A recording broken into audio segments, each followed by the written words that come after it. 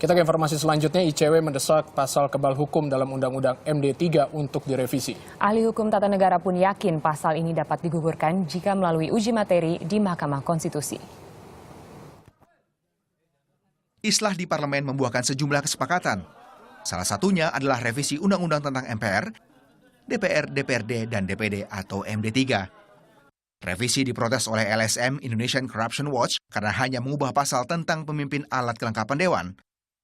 ICW mendesak penghapusan pasal yang mengatur prosedur pemeriksaan anggota dewan. Klausul pasal semacam ini justru menciderai spirit penegakan hukum dan kesamaan di mata hukum. Ya. DPR terkesan memproteksi diri luar biasa dengan pasal ini, sehingga mencitrakan DPR tidak terjamah pada proses hukum. Sulit untuk kemudian aparat penegak hukum memproses.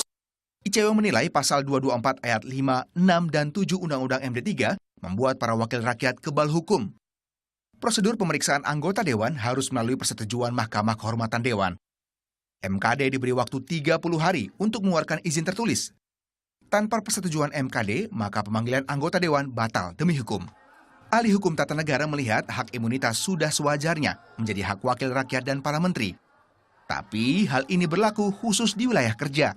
Misalnya dia menghina orang, ya, atau memaki orang, itu kan sebenarnya tindak pidana, tapi kaitannya dengan masalah etik juga. Nah, jadi itu kalau diucapkan dalam sidang itu nggak bisa dituntut. Tapi bukan korupsi. Kalau korupsi kan bukan sekedar masalah maki-maki orang misalnya, nggak seperti itu. Yusril mengusulkan revisi Undang-Undang MD3 sebaiknya segera dilakukan. Jika tidak, ia yakin undang-undang ini dapat dibatalkan melalui uji materi di MK. Di lain pihak, DPD berkukuh bahwa revisi Undang-Undang MD3 memerlukan keterlibatan mereka. Dua kubu di DPR perlu memerlukan keterlibatan DPD agar revisi undang-undang bisa dilakukan tanpa melalui program legislasi nasional. Tanpa melibatkan DPD, ini yang menjadi masalah. Tanpa melibatkan DPD dan substansinya, kami khawatir ini apa yang kami perjuangkan selama ini, kami khawatir tidak terakomodir karena yang diprioritaskan atau yang mau dibahas ini justru menyelesaikan permasalahan hubungan antara KNP dan KIR. Revisi MD3 saat ini baru direncanakan untuk penambahan proporsi pemimpin alat kelengkapan dewan.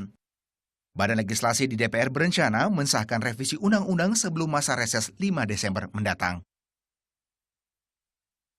Tim Liputan melaporkan untuk NET.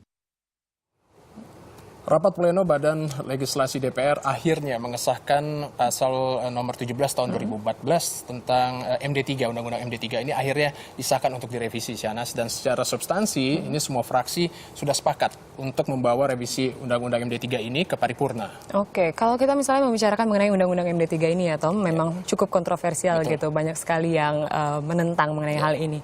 Tetapi memang revisi yang dilakukan hari ini, ternyata revisinya hanya revisi terbatas, di mana ada 7 pasal yang dihapuskan, itu semua mengenai koalisi damai antara koalisi dari pendukungnya Joko Widodo dengan koalisi pendukung dari Prabowo Subianto. Berarti Syanas ini ada penambahan ya, wakil komisi yang tadinya 3 menjadi 4 ini jadi ya kalau setelah ini direvisi ya. Ya, kita lihat nanti ya kira-kira revisi seperti apa.